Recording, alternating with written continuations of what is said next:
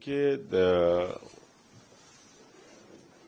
अभी पूरा देश जिस प्रकार से गुस्से में है, आक्रोश में है और ये कोई सामान्य घटना नहीं है। मैंने पहले भी कहा कि कश्मीर के इतिहास में मेरे ख्याल से सबसे बड़ी घटना है जहां पे इतनी संख्या में पर्यटकों को मारा गया। मुझे लगता है कि देश के लोगों की एक ही मांग है, आतंकवादियों को उनकी ही भाषा में जवाब दिया जाए। वो हमको बर्बाद करना चाहते हैं, हमें इन आतंकवादियों को बर्बाद कर देना चाहिए, समाप्त कर देना चाहिए। ये आतंकवाद एक नासूर बन गया है और इस नासूर का समूल नाश ही इसका समाधान है। तो इस मामले में सरकार कार्रवाई करे, कदम उठाए। दो तीन विषय और हैं कि भाई 2000 पर्यटक जिस स्थान पे मौजूद थे, दिल्ली के अंदर भी अगर कोई छोटा मोटा पार्क है, वहां भी आसपास एक दो सुरक्षाकर्मी, पुलिस वाले, कोई वैन खड़ी रहती है लोगों की मदद के लिए। कुछ कोई संदिग्ध व्यक्ति दिखता है, उससे पूछताछ करती है। 2000 पर्यटक वहां पे मौजूद थे, तो पुलिस के जवान क्यों नहीं थे, सेना के जवान क्यों नहीं थे? और इतनी बड़ी वारदात कश्मीर के अंदर होने जा रही है, हमारी खुफिया एजेंसियों को इसका पता नहीं, उनको इस बात की जानकारी नहीं लग पाई। तो खुफिया तंत्र का एक साफ तौर पे फेल्योर है ये।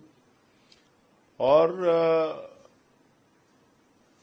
जो सेना के साथ पैसे के नाम पे कटौती की गई उनकी संख्या में, वो भी एक गंभीर सवाल है। मुझे लगता है सरकार को इस पर पुनर्विचार करना चाहिए। 1,80,000 सैनिक आपने देश की सेना के कम कर दिए, और उस वक्त कोरोना था, ठीक है, 3 साल आपने भर्ती नहीं किया, तो उसको पूरा कीजिए। 6 महीने में आप पूरा कर सकते हैं। आप अग्निवीर योजना लेके आ गए। भाई, इस देश के लोग लाखों करोड़ रुपए आपको टैक्स देते हैं। देश की सुरक्षा की, नागरिकों की सुरक्षा की जिम्मेदारी उठाने के लिए अगर आपको कुछ पैसे की कमी आ रही है तो ठीक है, और पैसे इकट्ठा कर लीजिए देश के लोगों से। लेकिन सेना की ताकत के साथ, राष्ट्र की सुरक्षा के साथ, सीमा की सुरक्षा के साथ और नागरिकों की सुरक्षा के साथ कोई खिलवाड़ मत कीजिए। सेना की भर्ती जैसे पहले होती थी उसी प्रकार से होनी चाहिए। पार्टी मीटिंग उसमें आप लोग ये बात रखेंगे अपनी तरफ से, हम अपनी पार्टी की ओर से सरकार को सकारात्मक सुझाव देंगे। और हम ये चाहते हैं कि आतंकवादियों के खिलाफ सख्त से सख्त कार्रवाई हो। लोगों के रोते बिलखते चेहरे वो देश देख नहीं पा रहा है। लोगों के मन में गुस्सा है, आक्रोश है। तो पूरा देश ये चाहता है कि आतंकवादियों के खिलाफ कार्रवाई हो। अभी जो जानकारी मिली है कि उधमपुर में आतंकवादियों और सेना के बीच में मुठभेड़ चल रही है और वहां एक सेना के हवलदार झंटू शेख अली जी की शहादत हुई है। तो मैं उनको भी अपनी श्रद्धांजलि देता हूं। जो लोग इस आतंकवादी घटना में मारे गए हैं, निर्दोष निहत्थे लोग, इस देश के आम नागरिक जो कश्मीर की वादियों में घूमने के लिए गए थे, जिनको मारा गया है, उनके प्रति अपनी श्रद्धांजलि व्यक्त करता हूं, सर झुका के उनको नमन करता हूं और प्रभु से प्रार्थना करता हूं कि उनके परिवार को ये अपार कष्ट सहन करने की शक्ति दे।